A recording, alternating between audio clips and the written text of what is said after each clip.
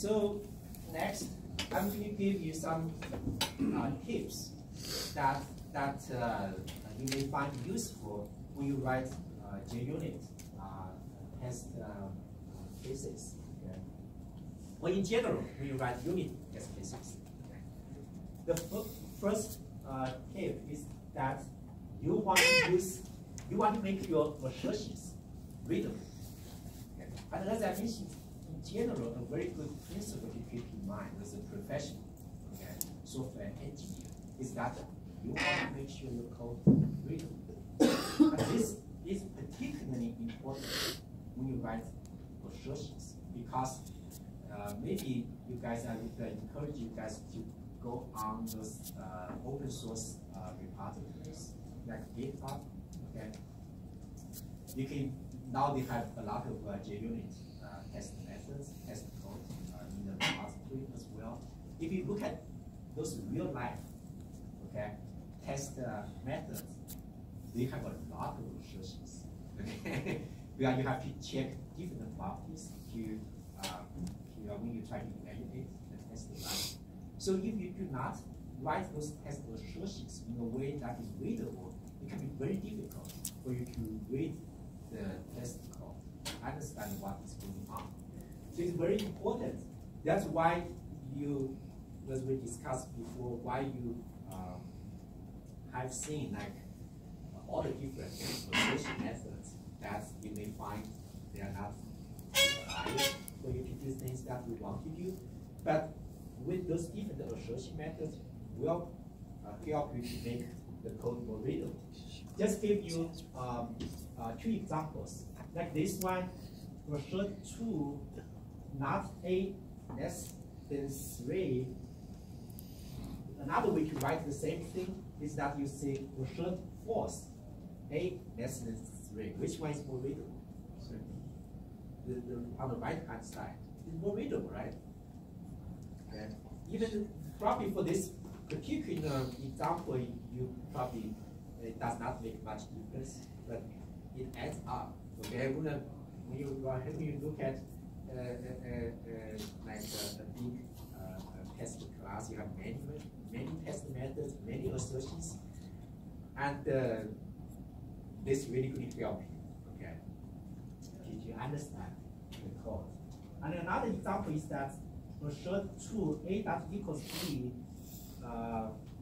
then this one assert equals AB. Which one is more convenient, more readable?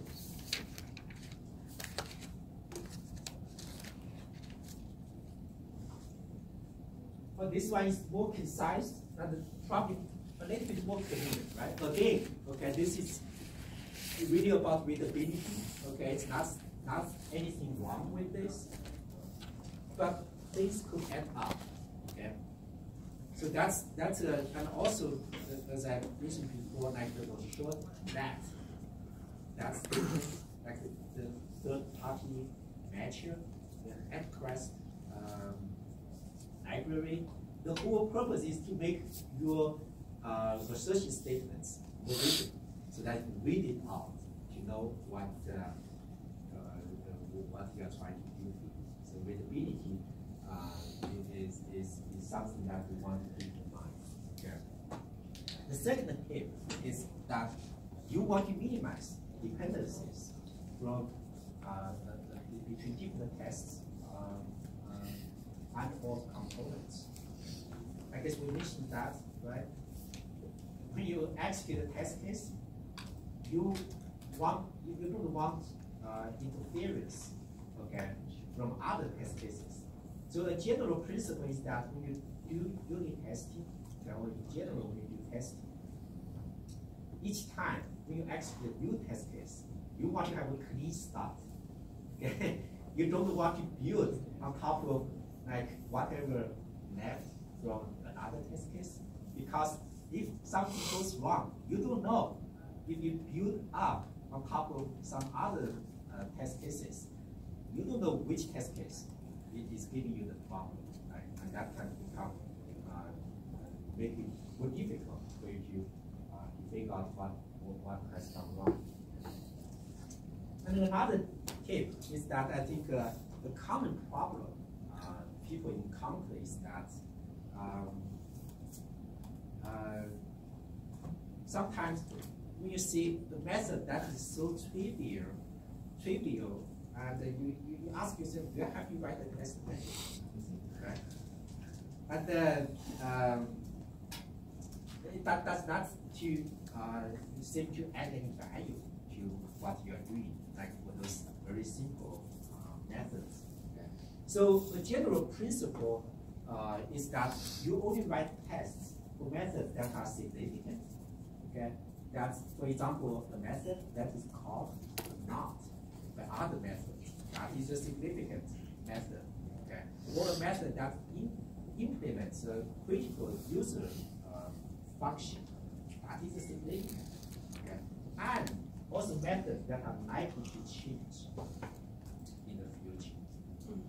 Okay, because whenever you make a change, you have to make sure the change works correctly, and you want to rewrite those unit test cases. When it's significant, another aspect, if the method is complex, that means it's easy so you get it wrong.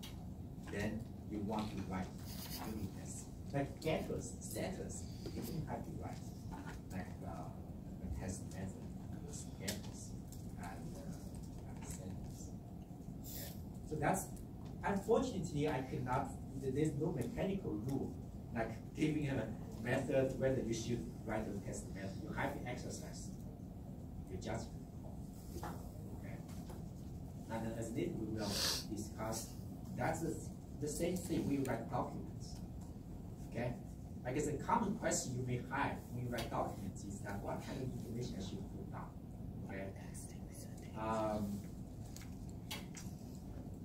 The same, you have to do the same. You have to exercise your judgment. You have to think about from the reader's perspective what information would be useful and valuable to the readership. Right? The same here. You only write test cases for methods that are significant and likely to change, likely to get wrong.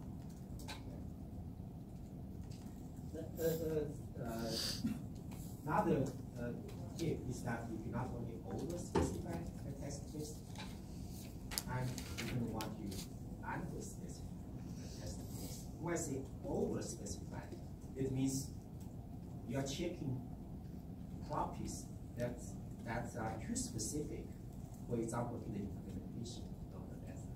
Okay. Let me give you an example. If you implement a stack, okay, you could use let's say, an array to hold, right, the elements that you push into the stack. You could use, I could use a linked list, okay, to hold the elements that you push onto the stack. I could use another data structure.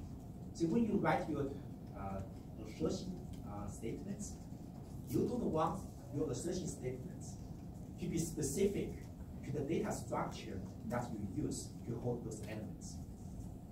If you do that, then you are trying to really like over-specify the test cases, because test cases are supposed to only check the input and output, right?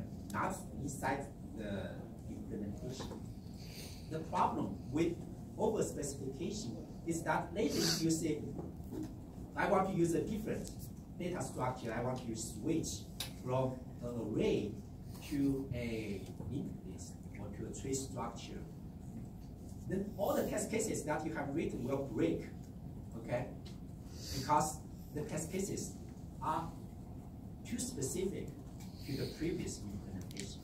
Even though from the user perspective, I do not care, okay, what data structure you use inside the stack. I just care about the interface. The first in, last out semantics has to be maintained in a stack structure, right? So when you write your assertion methods, you have to ask yourself what you are checking. Is that specific to the implementation, or is that really what the user could observe as the interface? Okay, so that's the over-specification case. You don't want to over-specify test cases. That's going to affect the robustness of the on the other hand, you don't want to under-specify. That means you have to check what you are supposed to check. You don't want to miss the important check, right? So for using the same example, if you consider you are trying to test the stack implementation, okay?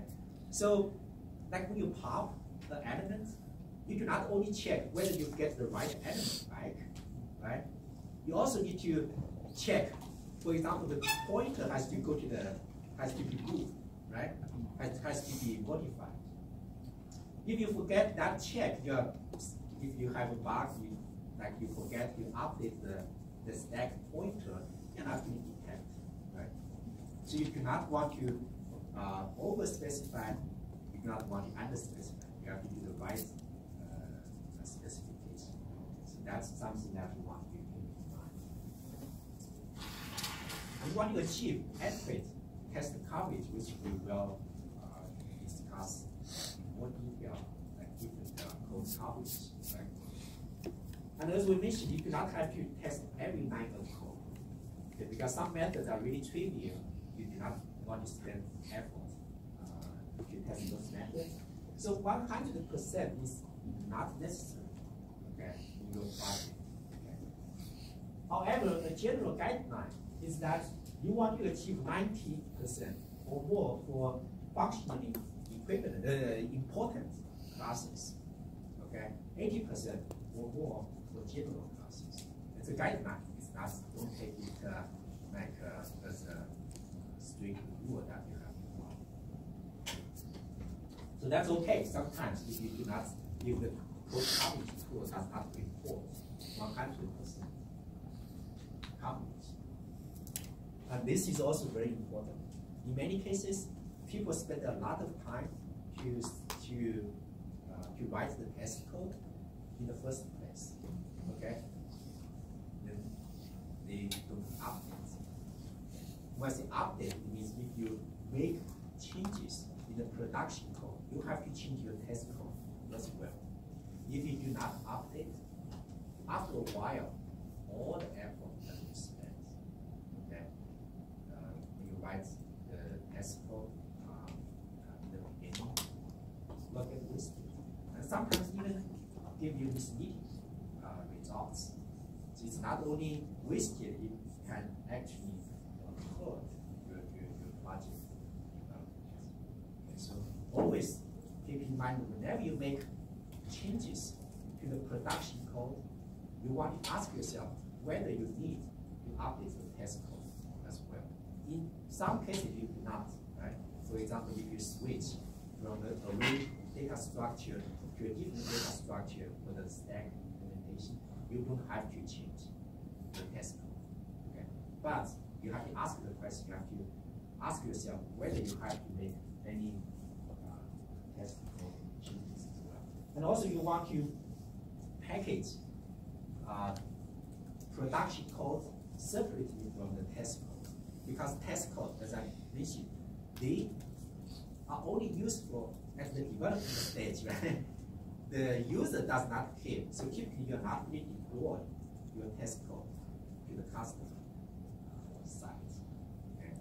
So you need help for you to separate the test code from production code. That typically means you can put them into a separate folder, a separate hierarchy instead of together with the production code.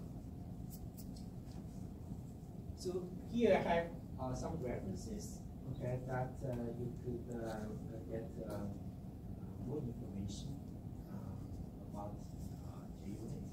Okay. And again, JUnit is very simple tool, but very important. I think it's really become the de facto using testing tool. That if you are using a different language, you may use a different like unit testing tool, but they are pretty similar. Okay, the same idea, just different language implementation.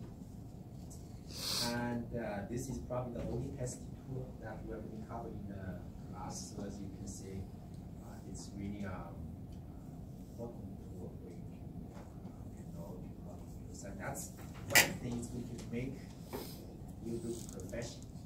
Okay? when you get onto a job, like you write your code, use JUnit, that will make you look like you're professionally trained. Okay? I'm going to give you some tips on the way to even though you are not that professional, you at least want to make you look like professional, right? So that's one of the tools that really useful. Right? Any questions before we move on to a new topic, graph business? Any questions about JUnit? And as I mentioned, you are going to have to use JUnit. That's another reason I cover this tool in the class. You're going to use JUnit to do a project. You're going to have a lot of practice.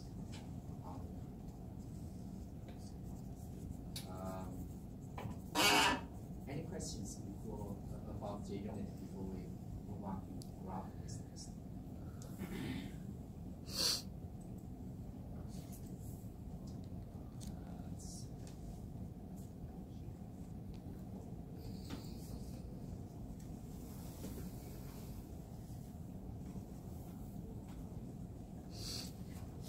So from now, we're going to move to the white box.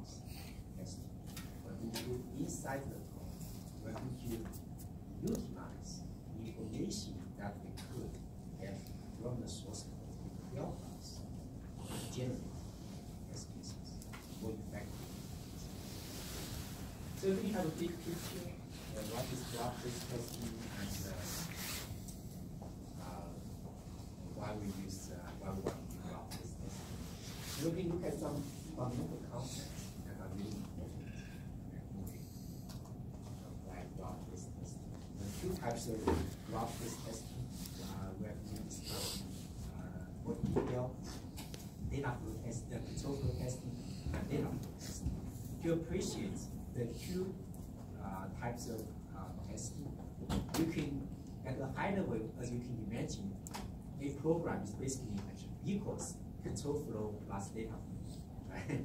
Control flow, you basically make branching decisions, make decisions, make business decisions. Okay? And data flow is about how data flows from one program location to another program location. And that's what computers can do, right? You manipulate data. So it's like from two different perspectives to check the correctness of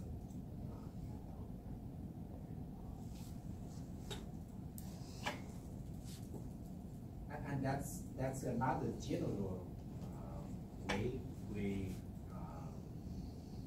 I guess, general approach to testing. So when we test a program, basically we try to check the correctness of a program, right? We're going to kind of like divide and conquer or take different perspectives. We're not going to check everything at one time. We're going to check control flow, for example, here. Okay, we're going to make sure the control flow is correct. And we're going to check data flow. You see where the data flows. Okay. And then we're going to see different techniques. Let me check. So basically, we're going to check one aspect at a time instead of trying to check everything. Right? Why want to do that? Why couldn't we just check everything, check control flow, data flow at the same time? Something like about what you need to fix. It's hard to get that information from a mixed test. Okay. So I guess your point is that we check everything, you get something wrong, it could be difficult, you know, which you don't know much else other than right, because yeah, we're trying to check everything, right? And another thing is that is a divide and conquer, right? We try to check everything, it's just you don't know where to start, right? You want to divide, that's a general problem solving skill. Like you want to divide the problem into smaller problems. You want to take one perspective at a time. Okay? And that's why we check like different aspects at different times instead of at the same time.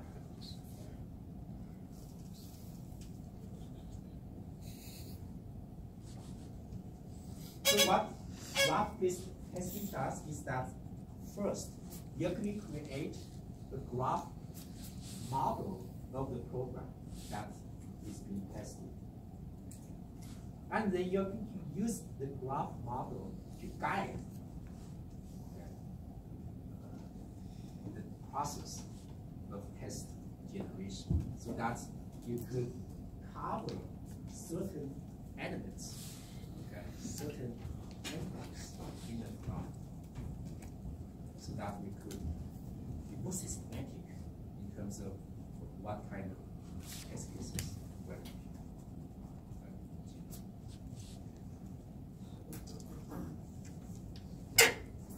What is a model? Well, I guess we use model a lot, right? Model, I mean, that's probably one of the most common words we use. Well, what is a model? Abstraction of the system. It's abstraction. Okay, that's another important problem-solving skill. Okay, with abstraction, it means what is abstraction? By the way, it's just a simpler way of looking at something. You should simplify. Right? Try to simplify, I would say, the amount of information that you have to process. Abstraction really means you want to focus on important aspects and ignore, less important aspects of information at this point. Okay? So graph model was literally well, so you have different graph models, and each different type of graph model, they focus on one important type of information they want to capture in the graphs. Okay. So you want to focus on important ones, ignore the less important ones. Doing that help you to reduce the amount of information that you have to process. Okay. The complexity, to a large extent, most of this problem is really difficult, complex. Okay. To a large extent, is because you have a lot of information you have to process. And our human brain really has limited capacity in terms of the amount of information you have to process. So model in general help us to reduce complexity, reduce the amount of information you have to process. And the graph, I guess you guys probably are pretty familiar with. It's one of the most well-studied data structure, right? Structure in computer science, right? If you take data structure class, I guess we study graph structure as well. Because a lot of things in what we do can be abstract as a graph. So for example, transportation network, they can be a location, right? So place, and edges could be like roads that connect different locations. Social network, relationships among different people, molecular structure, geographic modeling. And because graph is well studied in computer science, so you have a lot of algorithms that you can use to manipulate the graph structure. And when we do graph-based testing, the major steps at the high level, first you have to have a graph model. You have to build the graph abstraction of your program. What information you are going to capture? You're not going to represent every piece of information that is inside the program. You have to be selective. You have to decide what information you want to capture and how you represent those information. Then the second step is that you need to identify test requirements. So what is the test requirement? It's basically the entity in the graph that you want to test at least once. Okay. After you have the test requirements, then you're going to select test path to make sure every requirement is tested and covered at least once. So the last step, after you have test path, then you could derive test data, which would be the test inputs, which would be what we receive in test cases. Okay. So that we want to make sure we feed this test data to the program. You feed the test data as input to the program. The program will exercise the test path that we want to execute. So that's the general, very high level workflow when you do a graph-based test. Okay. And in this class, when we discuss all the steps, okay, when we focus on the first 3 steps, okay, the last step, we will discuss that, okay, but this is a very hard problem, okay. I consider to be one of the grand challenges in software testing. It's a very active research area, okay, so that means we do not have very mature techniques or tools that we use to do this. And what this means is that we have to do it manually. Okay? Right now we don't have this. How you can do this automatically is still a big research challenge. But I'm going to give you some ideas, like what people are doing, trying to solve this.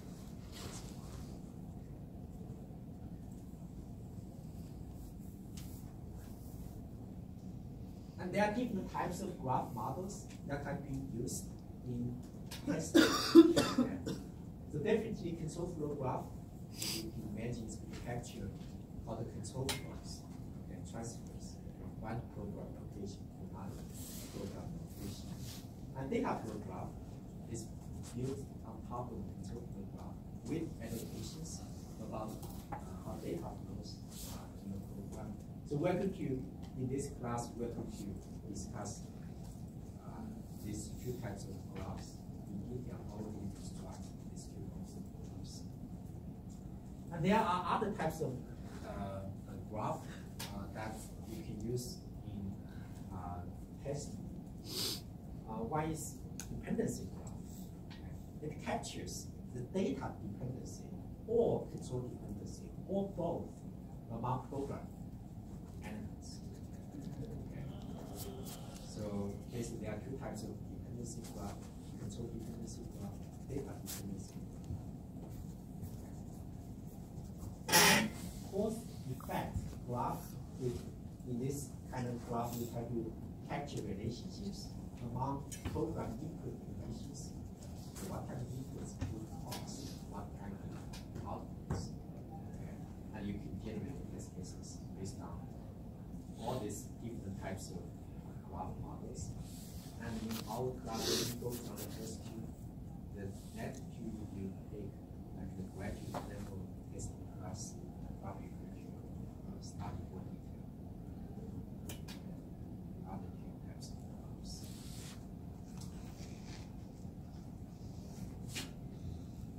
So next, we're going to look at some basic concepts in graph-based testing. And I hope you guys can appreciate, as I mentioned, I really want to emphasize, we're not taking like a tool perspective, okay, the technique specific perspective. We really start from like I would say the foundational thinking to how to address, how to deal with testing. Okay. It's not from like we're not organizing what we do based on some tools that we use in practice. We go from the bottom. First, Mr.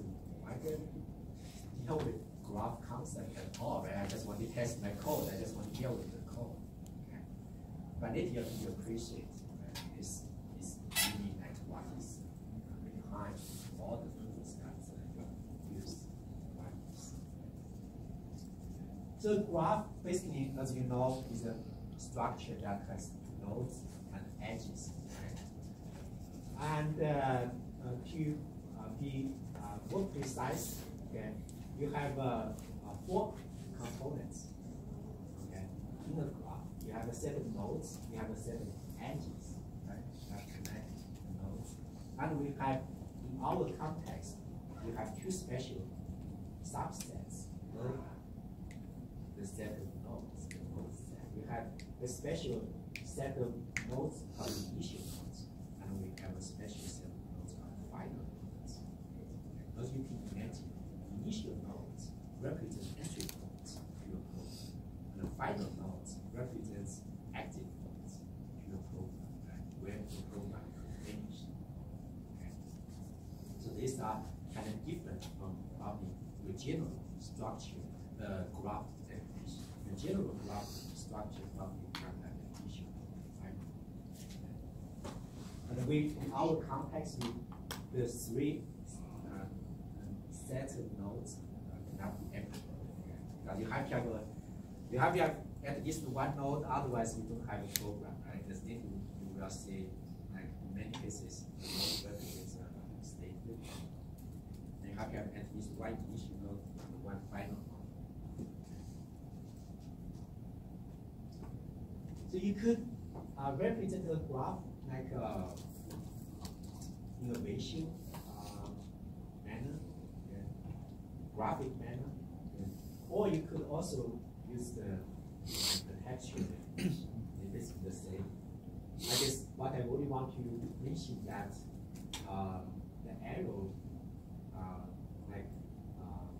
pointing to N0 in this graph represents N0 is a initial node. It's one of the possible entry points. And the flanker circle represents a final node. You could have multiple initial nodes, multiple final nodes.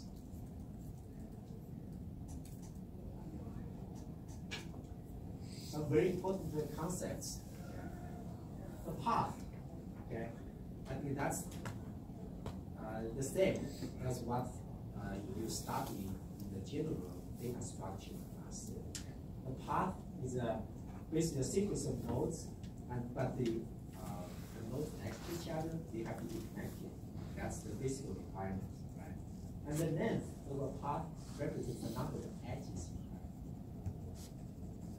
The subpath is a subsequence of another path, okay, which means you have to be able to find the subway in the other path if you want to see the subsequence. Somewhere you have to find it, okay, on the other path. And this concept is unique to what we do test. The important requirement for the test part is that it has to be complete. Okay? It has to begin with the initial node and it has to finish with the final node. So the reason why we have this requirement is that the test path, as you can imagine, it represents the path or the sequence of statements, the path, as you can, from a intuitive perspective, is a sequence of statements that you execute, right? See, at this point, I want you to at least think about like how program executes, right? A program has a lot of branch structure, right? If a program has no branch, it's just a sequential program, that's not interesting, right? Real life program, you're going to have branch structures. So that means you could a particular program execution could take different different branches as the execution encounters a branching point. Okay. So because of that, the program could have a lot of different paths that we could execute. Each program execution will execute just one of the possible paths the program could exercise. Okay. So a test path basically represents the sequence of statements that would be exercised if you run a test case. If you give a test case, the inputs to the program is going to execute, and it's going to execute one of the many possible paths the program executes. The test path, the key point here is that has to be complete, has to start from one of the entry points, has to stop at one of the, you could say, active points. Final node. Yeah. Previous ones were 9. 9? Yeah. Yeah. So here, and 8, we not consider as the final. 8 is a final node. But here, we go from node 4 and 8, Okay. and then we go to 5. Okay, very good point. Okay, very good point. The final node does not mean it cannot have outgoing edges. Okay, the final node is just a special node that indicates the program could stop at this point. In some cases, in other cases, it could continue to execute. So the point is that the final node does not have to be a node without outgoing edges. It's just a designation from a very abstract perspective. If you want to understand what happens, like why we have this case, this kind of why we allow outgoing edges from a final node, is you can think about like there are applications that may never really terminate. So think about the web server, okay, a server application. You can always wait for incoming requests, right? You're not supposed to, if everything goes fine, you never terminate. So when you try to analyze the behavior of the program, what people typically do is that you designate. You say, well, if you are waiting for incoming requests to come in, that is a possible state that you could consider to be a final state. That state is different from like when you get the incoming request, you're in the middle of the process, you have to finish that request yet. Those states cannot be a final state. You cannot stop over there. Okay, that makes sense. So in that case, because that sometimes we refer to as like server applications or like reactive systems. Reactive systems, what we do is that we never terminate. Okay, they can always continue to run. That means every node in your system have an outgoing edge because you never terminate, right? So to model those kind of systems, you will allow like a final node to have outgoing edges. Okay. So final node does not have node that does not have outgoing edges. But very good question. Okay, actually, I remember in the past some people got confused about this concept. Yeah. So in this case, maybe entry consider as a final, or maybe still getting bigger. Which one? For entry. Entry. Well, what nodes can be